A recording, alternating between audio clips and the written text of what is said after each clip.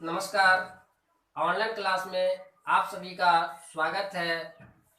हम लोग ज्यामिति का टॉपिक पिछले 2 क्लास से पढ़ते आ रहे हैं। आज हम लोग इसी कड़ी को आगे बढ़ाते हुए बंद आकृति पर सबसे पहले चर्चा करेंगे।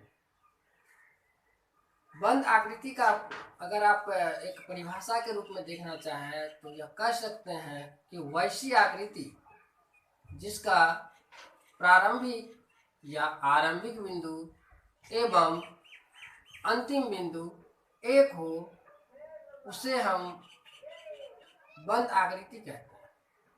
हम चित्र के माध्यम से आपको बताना चाहेंगे कि बंद आकृति का उदाहरण कैसा है और उससे आप स्पष्ट रूप से समझ पाएंगे। जैसे कि आप देख सकते हैं, हमने शुरू किया, जहाँ से शुरू किया वहाँ आकर के हमने फिर ड्रॉ करना बंद कर दिया। अर्थात ए से चला, फिर हम ए के पास पहुँच गए। इसका प्रारंभिक बिंदु एवं अंत बिंदु क्या है? एक ही है। तो ये क्या हो गया? बंद आकृति हो गया। आप देखिए,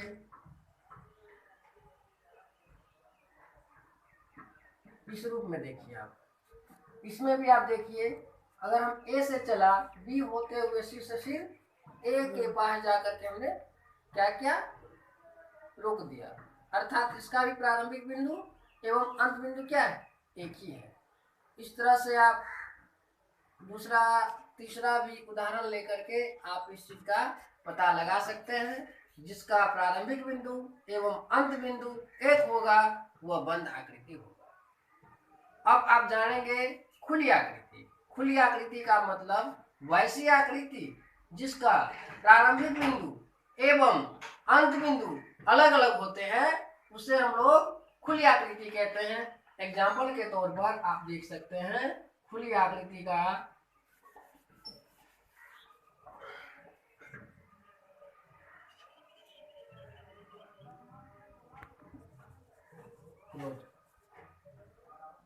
अब आप खुली आकृति का उदाहरण देख सकते हैं। जैसा कि आप देखिए, हमने एक चित्र बनाया है। यह देखिए, प्रारंभिक बिंदु ए है और अंत बिंदु बी है। यह दोनों अलग अलग है। अर्थात इसे आप क्या कहेंगे? खुली आकृति कहेंगे। इस आकृति को आप देख सकते हैं, इस चित्र को आप देख सकते हैं। इनकी प्रारंभिक बिंदु ए, अंत बिंदु बी। इस तरह से आप क्या कर सकते हैं? ये सभी खुली आकृति है। समझ में आ गया होगा। अब हमारा अगला टॉपिक होगा कोण, जिसको हम लोग इंग्लिश में एंगल कहते हैं। अब देखिए, कोण का जो परिभाषा है वो बहुत ही सरल है। जब दो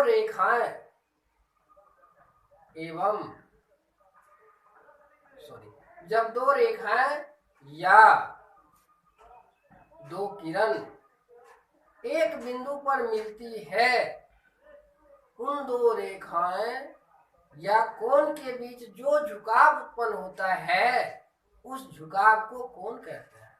आइए इसे हम एक उदाहरण के माध्यम से समझ सकते हैं। आप देखिए, हमने कहा दो रेखाएं या किरण। देखिए, एक किरण ये है, दूसरा किरण ये है। इस किरण का मान लीजिए नाम ए, बी, सी। इस तरह से हमने लिख दिया। अब देखिए, एक किरण है ए बी, दूसरा किरण है बी सी। अब देखिए, यह दोनों किरण जो है बिंदु ए पर आकर के मिलती है। मिलने के बाद इन दोनों किरण के बीच आप देख रहे हैं कुछ झुकाव उत्पन्न हुआ है। यही झुकाव जो है, इन झुकाव को हम लोग क्या कहेंगे? कोण कहते हैं। हमेशा के लिए हमें याद रखना है कि जब दो सरल रेखाएं या दो किरण एक बिंदु पर आकर मिलती है एवं उन दो रेखाओं के बीच या दो सरल रेखाओं के बीच या दो किरणों के बीच जो झुकाव उत्पन्न होता है, उस झुकाव को कोण कहते हैं। अब आप देखिए, जब दोनों किरण कहाँ के मिले? बी पर, इस बी को हम क्या कहते हैं, शीर्ष कहते हैं। हमेशा याद रखेंगे कि कोण जिस बिंदु पर आकर के मिलती है उस बिंदु को शीर्ष कहते हैं। एवं कोण बनाने वाली जो आप देख रहे हैं दो जो यहाँ पर किरण है, यह दोनों किरण इस कोण का अब भुजा कहलाते हैं। ठीक है ना। तो आप यह कह सकते हैं कि कोण में दो भुजा होते हैं। अब यहाँ पर देखिए एक भुजा हो गया ए बी और दूसरा भुजा हो गया बी सी एवं शीर्ष हो गया बी। हमेशा हमेशा के लिए आपको याद रखना होगा कि शीर्ष किसको कहते हैं एवं कोण की भुजाएं कौन होती है। अब देखिए कोण का संकेत, कोण का संकेत आप जब लिखेंगे तो याद रखेंगे हमेशा कोण का संकेत इस तरह से लिखा जाता है। कहीं से कोई संदेह नहीं होना चाहिए मेरे ख्याल से। साथ ही साथ आपको यह भी समझना होगा कि कभी कभी कोण का हम नाम रखने में कंफ्यूजन करते हैं। हम कंफ्यूज हो जाते हैं आखिर कोण का नाम कैसे रखें। इस बात को हमेशा हमेशा के याद रखना है कि हम कोण बनाने वाली भुजा के सहायता से ही हम कोण का नाम का निर्धारण करते हैं या नामकरण करते हैं। अब आप सोच लीजिए हमारे पास जो यह कोण है, इस कोण में हम जो इसकी भुजा है ए बी सी है, तो जब इसका नामकरण करेंगे, आप इसका नामकरण कैसे करेंगे इस बात का आपको ध्यान रखना होगा। तो सबसे पहले यह देखेंगे कि दोनों किरण किस बिंदु पर आकर के मिली, बी पर। आप सबसे पहले क्या करेंगे, इस कोण का नाम रखने के लिए आप क्या करेंगे, आप देखिए यहाँ पर सबसे पहले आप बी लिखेंगे। ठीक है। बी के ऊपर भी देखिए एक लेटर है और बी के नीचे भी एक लेटर है।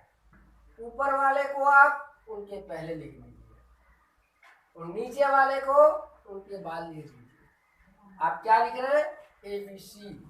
यह हो गया इस कोण का नाम।